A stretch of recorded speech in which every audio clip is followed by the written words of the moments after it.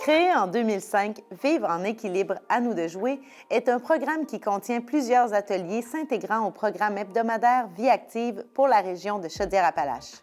Vivre en équilibre, à nous de jouer vise à sensibiliser les aînés aux différentes façons de s'adapter aux changements associés au vieillissement ainsi qu'aux événements de la vie. Les ateliers dont les sujets ont été proposés par des aînés ont été développés en collaboration avec le CIS de Chaudière-Appalaches, les animateurs et organismes du réseau Vie active. Un partenariat entre l'association bénévole Beauce-Artigan, le CIS de Chaudière-Appalaches et Nous TV a permis de rendre disponibles au petit écran ces épisodes.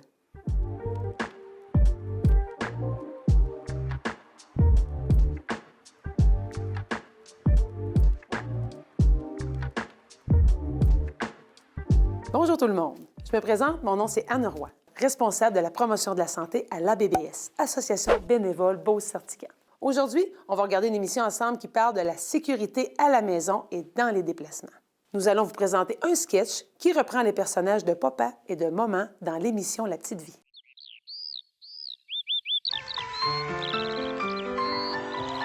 Arrives-tu, petit May, là? Dépêche-toi, je vais t'en retard chez le coiffeur, là. J'arrive, maman, là. J'ai été mettre mes vilains hautement baptême. Ben, attache ta ceinture. Mais tu vois bien qu'elle est attachée, ma ceinture, parce que maman, j'aurais perdu mes culottes, tu serais tombé. Oh, que t'es comique, toi, là, à matin, là, hein? Qu'est-ce que tu fais là, là? Tu sais bien qu'on n'a pas le droit de dépasser la ligne du passage de piétons. C'est parce qu'il y a Renald qui veut traverser. C'était pour l'agacer, je voulais juste l'agacer un peu, maman, baptême.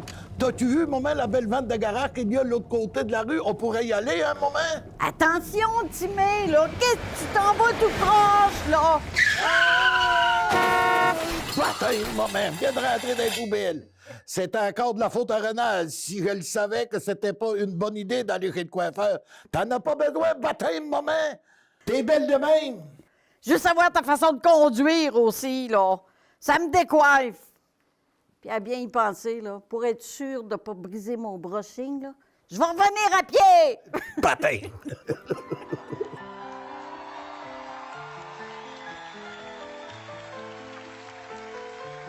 Quelques heures plus tard, papa est assis sur sa chaise en train de lire son journal et maman entre dans la maison de retour de son rendez-vous de chez le coiffeur. La radiovision a quitté le domaine du laboratoire.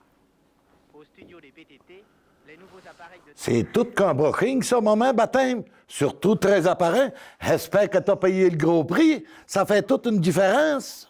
Parle-moi-en pas. Quand je suis arrivée chez mon coiffeur, il m'a offert une métamorphose électrifiante. Moi, je pensais ressembler à des gens de la télévision là, qui se font faire une belle métamorphose. Je pensais ressembler à Michel Richard. Mais non! Je ressemble à Rénal quand il se met un doigt dans une prise de courant puis qu'il vient tout ébouriffé. T'aimerais peut-être faire un autre tour de voiture, maman? Avec un peu de chance, je pourrais faire un autre accident et tout te décoiffer, baptême? Fais pas de farce avec ça, là. Ma sécurité, c'est important. Hein? Puis je pense à ça, là. C'est toi qui m'as mis sur les nerfs, là, quand on a eu l'accident, là. Puis après ça, j'ai été chez le coiffeur, puis là, j'étais toute stressée. Fait que quand ils m'ont parlé de métamorphose, ben j'ai pas pensé à rien, puis j'ai dit oui, sans réfléchir. C'est pour ça que j'ai l'air d'une vraie folle. Ben voyons, c'était juste un petit accident, maman. C'est sûr que c'est de valeur pour les poubelles, mais ce n'était qu'un accrocheur. Faut pas s'en faire avec ça. Faut pas en faire un drame, maman. La prochaine fois, Timé, là, hein, je prends le contrôle. C'est moi qui va conduire. J'en ai assez d'avoir l'air d'une vraie folle. Comme nous avons pu le constater, maman semble avoir éprouvé un certain stress avant son rendez-vous en raison d'un accrochage. Prévenir les accidents contribue à une meilleure qualité de vie, soit en diminuant le stress relié à la peur de tomber et de se faire mal, soit en évitant les nombreux désagréments comme la douleur, les pertes de mobilité que peut occasionner un accident. Nous pouvons diminuer les risques d'accident en respectant les règles de sécurité, tant à la maison que dans nos déplacements. Heureusement, papa a seulement renversé une poubelle, mais il aurait pu tout aussi bien heurter un piéton ou une voiture. Nous connaissons tous les règles de la sécurité routière. Pourtant, encore aujourd'hui, de nombreux accidents surviennent en raison du manque de vigilance de la part des usagers de la route et du non-respect de certaines règles de sécurité. Saviez-vous que de nombreuses chutes se produisent à la maison? La moitié de toutes les blessures chez les Canadiens âgés de 65 ans ou plus sont causées par des chutes. 79 % des aînés admis à l'hôpital le sont à la suite d'une blessure causée par des chutes. La maison, c'est l'endroit où les aînés subissent le plus de blessures. Plus particulièrement, de nombreuses chutes se produisent dans la salle de bain et dans les escaliers. Les carences alimentaires, surtout si elles sont importantes, peuvent entraîner des fractures douloureuses. L'activité physique est un bon moyen pour diminuer les risques de chute. Elle contribue, entre autres, à améliorer la force musculaire et la souplesse. Se déplacer fait partie de notre vie quotidienne et il faut le faire en toute sécurité. Un accident peut arriver vite. Pour notre sécurité et celle des autres, il faut savoir reconnaître les comportements et les habitudes qui sont à risque et appliquer certaines règles de base pour les prévenir. Que ce soit dans la rue ou à la maison, il est important d'être vigilant. Quelques ajustements à la maison peuvent faire la différence pour limiter les risques d'accident et de chute. Par exemple, poser des barres d'appui fixées au mur près du bain et de la toilette. Ajouter des surfaces antidérapantes dans les marches d'escalier et un bon éclairage extérieur à votre maison. La prévention s'applique également sur la route. Vos comportements et vos attitudes peuvent faire la différence. Par exemple, lorsque nous conduisons, évitons de consommer de l'alcool et certains médicaments. Ces produits et la route ne font pas bon ménage. Assurons-nous d'avoir un véhicule en bon état. Soyons visibles lorsque nous nous déplaçons dans la rue. C'était un mardi comme les autres. Un fruit, de l'eau et une promenade avec une amie proche. Mais ce jour-là était différent. Il y avait un sentiment d'urgence. Je ne peux toujours pas expliquer pourquoi. Elle vivait seule. J'ai frappé, j'ai téléphoné. Rien. J'ai paniqué. J'ai composé le 911. Ils sont venus rapidement. Elle était tombée. Et si je n'avais pas été là... Une semaine avant, elle a dit en plaisantant qu'elle était à 2 doigts de vendre sa maison pour quelque chose de plus petit et plus sécuritaire. Je suppose que c'est naturel pour les gens de changer jusqu'à délaisser les choses. Les vêtements, les passe-temps, les maisons. Sa chute nous a donné l'impression que notre maison était devenue trop grande pour nous. De petites choses, comme le fait de trouver moins de raisons de monter les marches, nous ont fait nous demander s'il était temps de passer à autre chose. Nous avons construit notre vie et celle de nos enfants dans cette maison. Le moment de dire adieu à notre maison n'était pas encore venu. Nous avons donc décidé d'adapter notre environnement pour nous sentir plus en sécurité et conserver notre indépendance. Notre fille nous a aidés à désencombrer, nous avons enlevé les vieux tapis, ajouté des bandes antidérapantes sur la baignoire et veillé à ce que la maison soit bien éclairée. Nous avons simplement fait de petits changements pour réduire le risque d'une chute grave. Il s'est avéré que la maison n'essayait pas de nous dire au revoir, elle nous disait de rester un peu plus longtemps. Aujourd'hui, notre maison est un peu différente, mais elle est toujours à nous. Nous avons toujours notre table où nous nous asseyons les uns avec les autres, ajoutant plus d'anecdotes et de rires à l'histoire de la maison. Nous avons toujours un fauteuil pour lire et un lit pour rêver. Il est bon de vieillir ici, tout en créant de nouveaux souvenirs. Pour en savoir plus sur la prévention des chutes, visitez le site parlonschute.ca.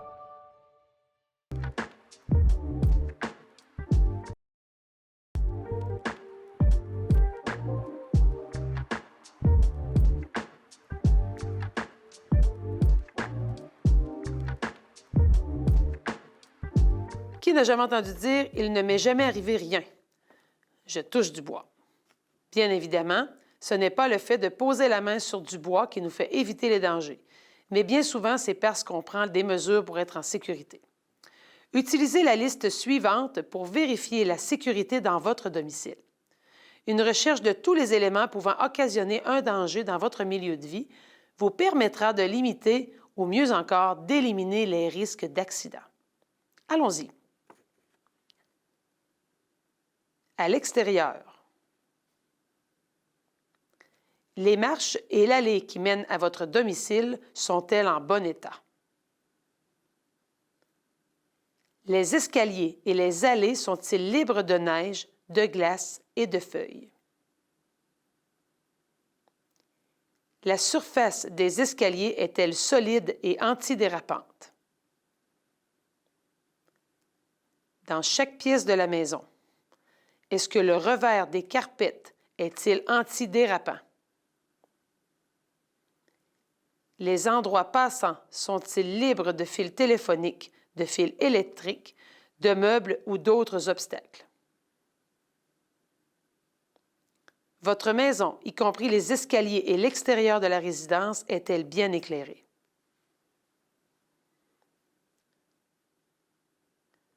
Dans les escaliers intérieurs sont-ils en bon état? Est-ce que leur surface est antidérapante? Les deux côtés de la cage d'escalier sont-ils munis d'une rampe solide? Les marches sont-elles libres de tout encombrement? Est-ce que l'on peut voir facilement la première et la dernière marche? Toutes les marches sont-elles de profondeur et de hauteur égales? Dans la salle de bain, avez-vous mis un tapis en caoutchouc ou des bandes antidérapantes dans la baignoire et la douche afin de les rendre moins glissantes? Avez-vous mis un tapis antidérapant à la sortie de la baignoire ou de la douche? Si vous avez de la difficulté à vous asseoir et sur la toilette ou dans le bain et à vous relever, avez-vous installé un siège surélevé et une barre d'appui? Dans la cuisine, avez-vous un escabeau stable avec une barre de sécurité pour atteindre les tablettes plus hautes? Les articles les plus utilisés sont-ils rangés dans un endroit facile d'accès? Dans la chambre à coucher, avez-vous un téléphone près de votre lit? Y a-t-il une veilleuse entre votre chambre et la salle de bain? Est-ce que le trajet est dégagé entre votre chambre et la salle de bain? Dans le salon, les fauteuils sont-ils fermes d'une hauteur adéquate, peu profond et munis d'appuis-bras? Gardez une liste des numéros de téléphone importants à portée de la main. De cette façon, vous serez en mesure de communiquer avec quelqu'un rapidement en cas de danger. Ayez un plan d'évacuation en cas d'incendie et n'oubliez pas de changer les piles de vos détecteurs de fumée 2 fois par an. Prenez l'habitude de le faire au moment du changement d'heure, soit au printemps et à l'automne.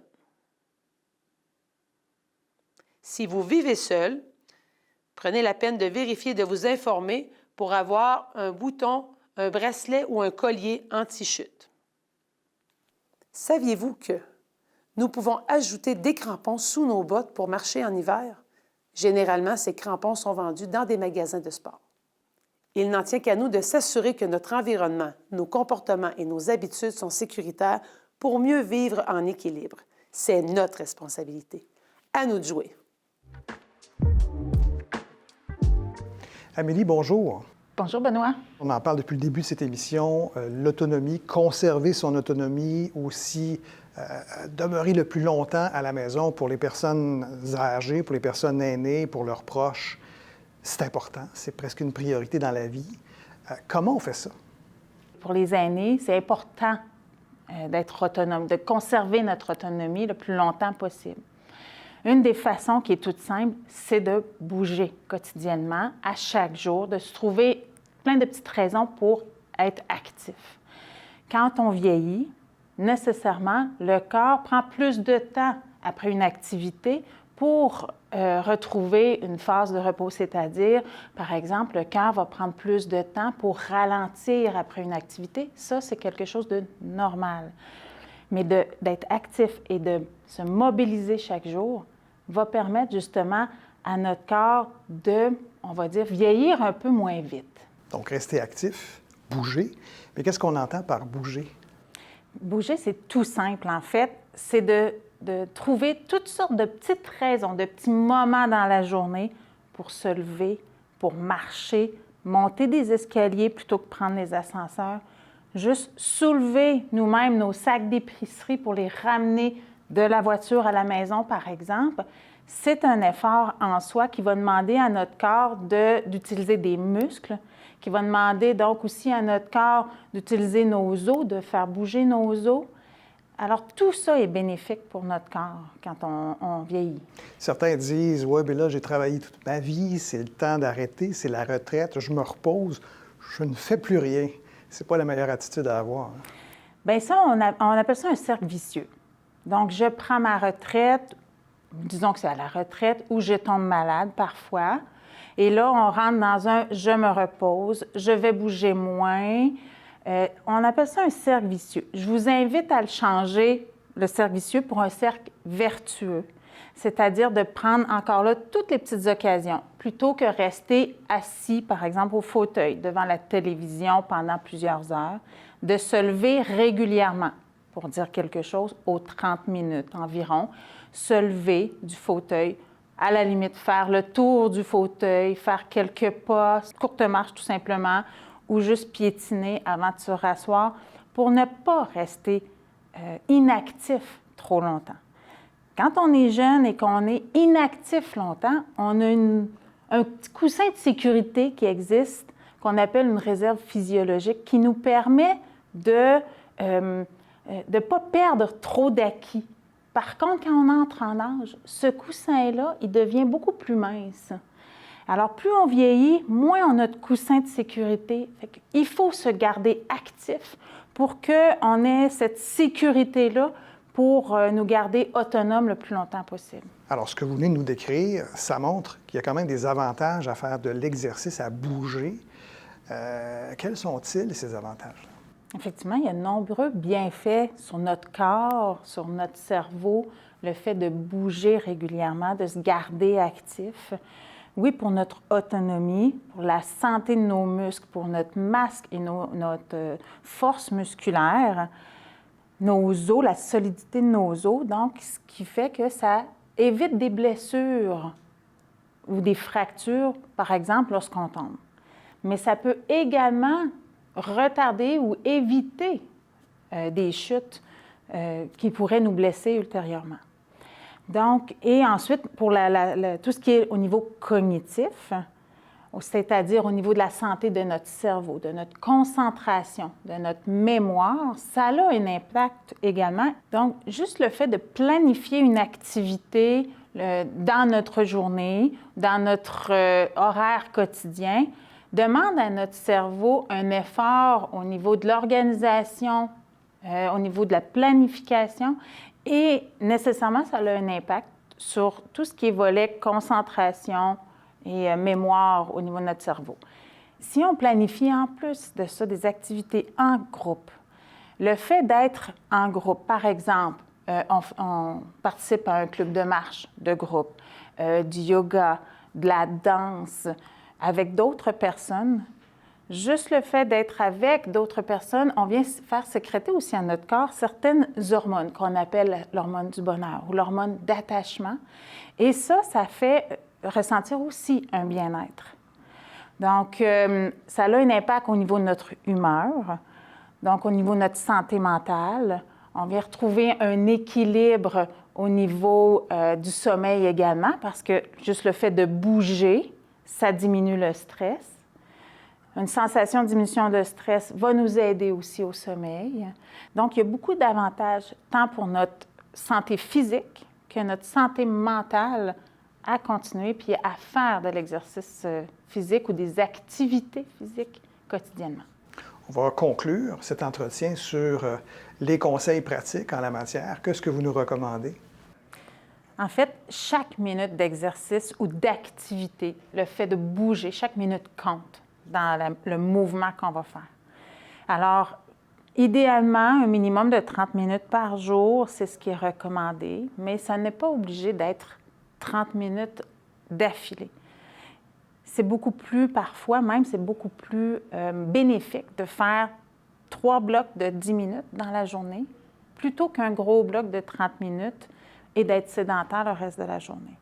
Fait qu'on peut le compter comme ça. Évidemment, pour nous motiver à bouger, idéalement, c'est de trouver plein de petites occasions pour nous mettre en action. Une activité qui est plus organisée. On pense à la marche, on pense au yoga, on pense à tondre le gazon, est une bonne activité en soi au niveau physique. Donc, idéalement, il faut se trouver des activités qui vont nous motiver, qui vont nous intéresser à refaire et à conserver dans notre quotidien. On espère donc que l'entretien que vous nous avez accordé contribuera à faire en sorte que les gens, les personnes aînées puissent être davantage autonomes, davantage en santé dans leur environnement, chez eux. Merci beaucoup. Merci beaucoup, Benoît.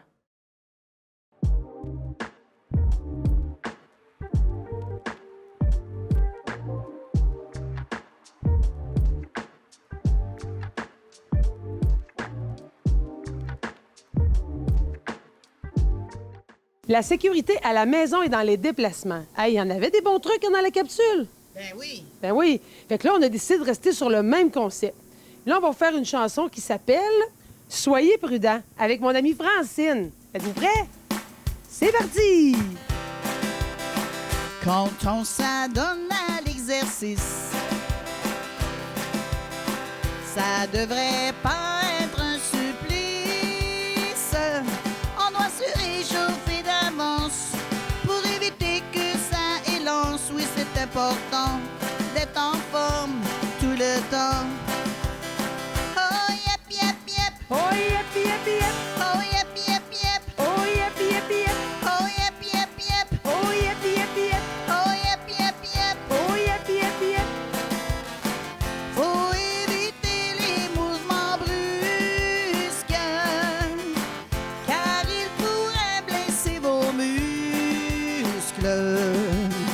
Jamais se pencher les jambes raides, car vous pourriez bloquer ben raide. Pour soigner son dos, on doit y aller mollo. En se levant trop rapidement, on peut être chancelant.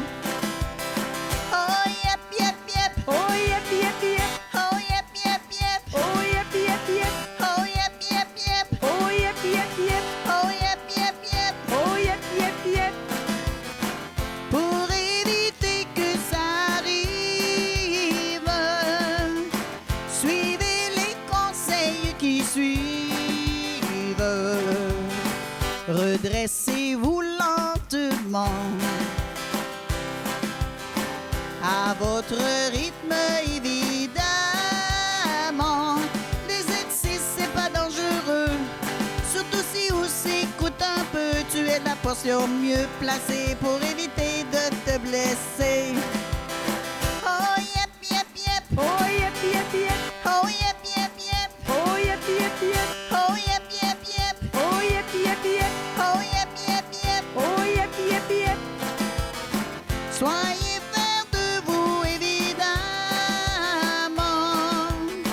car personne d'autre n'en ferait autant. Quand on s'adonne à l'exercice, ça devrait pas être un supplice. On doit se réchauffer d'avance pour éviter que ça élance. Mais oui, c'est important d'être en forme tout le temps.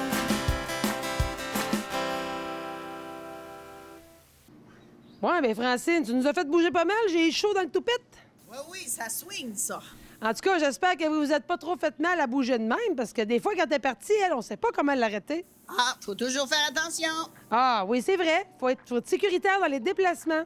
Toujours Toujours. sécuritaire, faire attention à tout ce qui peut nous faire tomber. Ben oui. Puis avec toi, Francine, on est sûr de rester jeune. En tout cas, elle nous fait bouger. Merci tout le monde. Bonne semaine. Bye!